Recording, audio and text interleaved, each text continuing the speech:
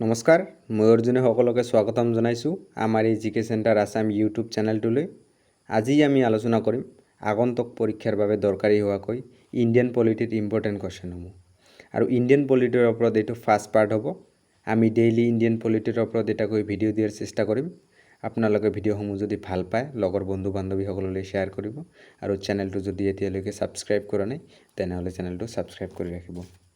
আৰু আজিৰ প্ৰথম কুৱেশ্যনটো হৈছে আমাৰ দেশৰ সংবিধানখন কাৰ দ্বাৰা বনোৱা হৈছিল? আমি সকলোৱে জানো যে আমাৰ দেশৰ সংবিধানখন বনোৱা হৈছিল সংবিধান সভাৰ দ্বাৰা।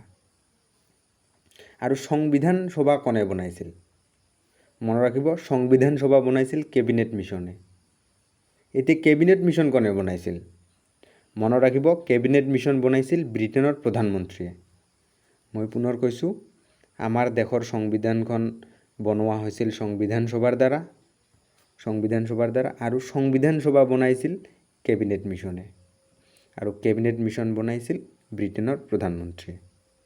আপোনালোকে এবাৰ ওলোটাকে চাব পাৰে যে ব্ৰিটেইনৰ প্ৰধানমন্ত্ৰীয়ে বনাইছিল কেবিনেট মিছন আৰু কেবিনেট মিছনে বনাইছিল সংবিধান সভা আৰু সংবিধান সভাই বনাইছিল ভাৰতৰ সংবিধান। ঠিক আছে, মনত ৰাখিব। পৰৱৰ্তী কোৱেশ্যন যে ভাৰতৰ কোনে প্ৰথমে সংবিধান সভাৰ দাবী কৰিছিল? আমি জানো যে ভাৰতত সংবিধান সভাৰ দাবী কৰিছিল বাল গংগাধৰ তিলকে। আমি সকলোৱে জানো যে 1600ৰ পৰা 1947 চনলৈ ভাৰতে ইংৰাজৰ অধীনত আছিল। আৰু তেতিয়াৰ ক্ৰান্তিকাৰীসকলৰ মাজৰ এজন ক্ৰান্তিকাৰী আছিল বাল গংগাধৰ তিলক। আৰু বাল গংগাধৰ তিলকে 1895ত, চনটো মনত ৰাখিব, 1895ত কি কৰিছিলে? ইংৰাজৰ ওচৰত গৈ সংবিধান সভাৰ দাবী কৰিছিল। আৰু এই দাবীক ইংৰাজে একেবাৰে মানি লোৱা নাছিল। তাৰপিছত 1922ত 1922 চনত মহাত্মা গান্ধীয়ে 1922 চনত ছেকেণ্ড টাইমত সংবিধান সভা হ'ব লাগে বুলি দাবী কৰিছিল। আৰু এই দাবীকো ইংৰাজে মানি লোৱা নাছিলে। তাৰপিছত প্ৰায় 12 বছৰমান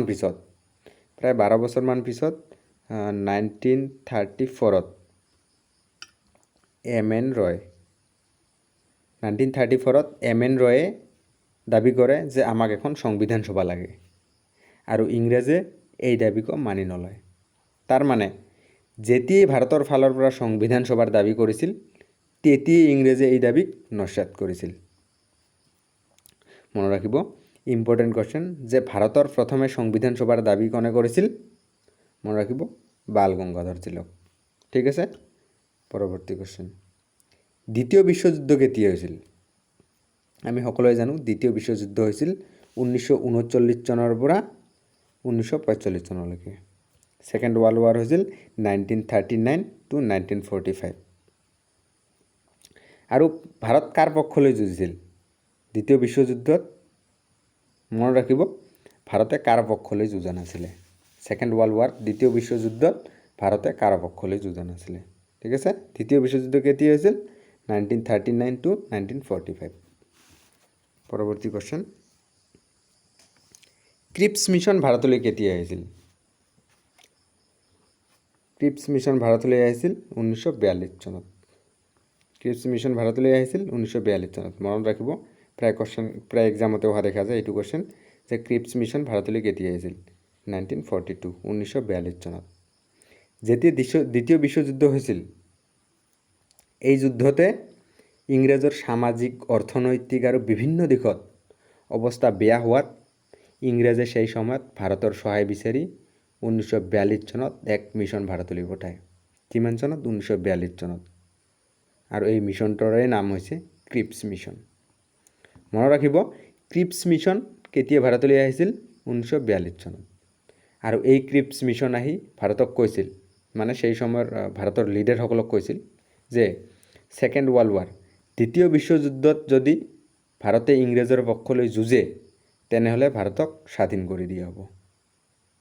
এতিয়া আপোনালোকে কওক, যদি দ্বিতীয় বিশ্বযুদ্ধত ইংৰাজে জয়ী হয়, ইংৰাজে কেতিয়াও ভাৰতক স্বাধীন কৰি দিলে হয়? কেতিয়াও নকৰে। কাৰণ তেতিয়া ভাৰতে জানিছিল যদি দ্বিতীয় বিশ্বযুদ্ধত ইংৰেজে জয়ী হয় তেনেহ'লে ইংৰেজে কেতিয়াও ভাৰতক স্বাধীন কৰি নিদিয়ে। এই কথা জানি এই মিছনক ক্ৰিপছ মিছনক ভাৰতৰ পৰা উভতাই পঠায়। আৰু এই সুযোগতে মহাত্মা গান্ধীয়ে কি কৰে, তেওঁৰ লাষ্ট আন্দোলন লাষ্ট আন্দোলন কি আছিল মহাত্মা গান্ধীৰ, পৰৱৰ্তী কোৱেশ্যন আছে। মহাত্মা গান্ধীৰ লাষ্ট আন্দোলন কি আছিল? ভাৰত ত্যাগ আন্দোলন। ভাৰত ত্যাগ আন্দোলনৰ ওপৰত প্ৰায় কোৱেশ্যন অহা দেখা যায়েই এক্সামত। মনত ৰাখিব যে মহাত্মা গান্ধীৰ অন্তিম আন্দোলন কি আছিল আৰু কিমান চনত এই আন্দোলন হৈছিল। মনত ৰাখিব মহাত্মা গান্ধীৰ অন্তিম আন্দোলন আছিল ভাৰত ত্যাগ আন্দোলন। মহাত্মা গান্ধীৰ অন্তিম আন্দোলন কি আছিল? ভাৰত ত্যাগ আন্দোলন। ঠিক আছে। আৰু ভাৰত ত্যাগ আন্দোলন কিমান চনত হৈছিল? 1942 চনত। 1942 চনত ভাৰত ত্যাগ আন্দোলন হৈছিল। ঠিক আছে। পৰৱৰ্তী কোৱেশ্যন, ডু অৰ ডাই এই শ্লোগানটো কোনটো আন্দোলনত দিয়া আছিল? Most important question. মনত ৰাখিব ডু অৰ ডাই শ্লোগানটো ভাৰত ত্যাগ আন্দোলনত দিয়া হৈছিল মহাত্মা গান্ধীৰ দ্বাৰা। মহাত্মা গান্ধীয়ে দিছিল এই শ্লোগানটো ভাৰত ত্যাগ আন্দোলন, কৰো ইয়া মৰো। ঠিক আছে। ডু অৰ ডাই শ্লোগানটো কোনটো আন্দোলনত দিয়া আছিল? ভাৰত ত্যাগ আন্দোলন, কুইট ইণ্ডিয়া মুভমেণ্ট। ঠিক আছে, মনত ৰাখিব। এতিয়া আমি আলোচনা কৰিম যে ভাৰতত কেনেকৈ সংবিধান সভা গঠন হয়। অলপ আগতে আমি আলোচনা কৰি আহিলোঁ যে ছেকেণ্ড ৱৰ্ল্ড ৱাৰ, দ্বিতীয় বিশ্বযুদ্ধত ভাৰতে কাৰ পক্ষলৈ যুঁজা নাছিলে। আৰু 1945 চনত হোৱা দ্বিতীয় বিশ্বযুদ্ধৰ পিছে 1945ত যি দ্বিতীয় বিশ্বযুদ্ধ হৈছিল তাৰ পিছে কি হৈছিল? ব্ৰিটেইনত নিৰ্বাচন হৈছিল। আৰু এই নিৰ্বাচনত মুখ্যতঃ দুটা দলৰ মাজত নিৰ্বাচন হয়। এটা হ'ল লেবাৰ পাৰ্টি, মনত ৰাখিব মই লিখি দিছোঁ, লেবাৰ পাৰ্টি, আৰু আনটো হৈছে ইম্পৰ্টেণ্ট, মনত ৰাখিব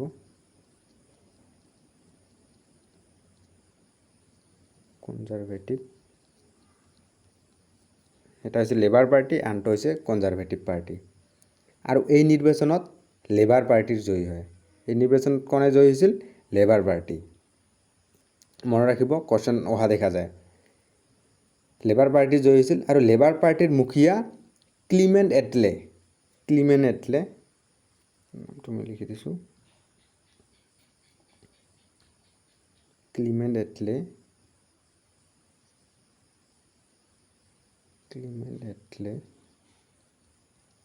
ক্লিমেণ্ট এটলে প্ৰধানমন্ত্ৰী হিচাপে শপত লয়। ঠিক আছে। আৰু শপত লৈয়ে ক্লিমেণ্ট এটলে কৈছিল যে এতিয়া ভাৰতক স্বাধীন কৰাৰ সময় আহি পৰিছে। আৰু তেতিয়া ব্ৰিটেইনৰ প্ৰধানমন্ত্ৰীয়ে তেওঁৰ 3জন কেবিনেট মন্ত্ৰীৰে 1946ত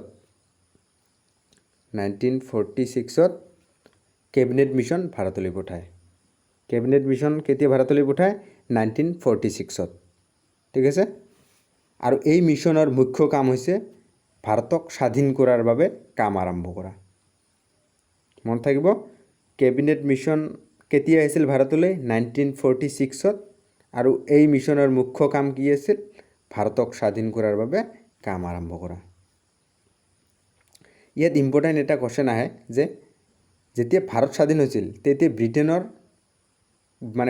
কোন পাৰ্টিৰ চৰকাৰ আছিল? তেতিয়া ব্ৰিটেইনত কোন পাৰ্টিৰ চৰকাৰ আছিল? অলপ আগতে আমি আলোচনা কৰিলোঁ। যেতিয়া ভাৰত স্বাধীন হৈছিল তেতিয়া ব্ৰিটেইনত লেবাৰ পাৰ্টিৰ চৰকাৰ আছিল। আৰু ব্ৰিটেইনৰ প্ৰধানমন্ত্ৰী কোন আছিল? ক্লিমেণ্ট এটলে। ভাৰত যেতিয়া স্বাধীন হৈছিল তেতিয়া ব্ৰিটেইনৰ প্ৰধানমন্ত্ৰী আছিল ক্লিমেণ্ট এটলে। আৰু ক্লিমেণ্ট এটলে কোন পাৰ্টিৰ আছিল? লেবাৰ পাৰ্টিৰ। ঠিক আছে। পৰৱৰ্তী কোৱেশ্যন, কেবিনেট মিছন ভাৰতত কেতিয়া আহিছিল? আমি আলোচনা কৰিলোঁৱেই, ইতিমধ্যে আমি আলোচনা কৰিলোঁৱেই যে কেবিনেট মিছন ভাৰতলৈ আহিছিল 1946ত, 1947 চনত। ঠিক আছে, মনত ৰাখিব। আজি আমি কেইটামান ইম্পৰ্টেণ্ট কোৱেশ্যন আলোচনা কৰিলোঁ। যদি ভিডিঅ'টো ভাল পাইছে তেনেহ'লে লাইক কৰিব, আৰু যদি চেনেলটো ছাবস্ক্ৰাইব কৰা নাই চেনেলটো ছাবস্ক্ৰাইব কৰিব। ধন্যবাদ।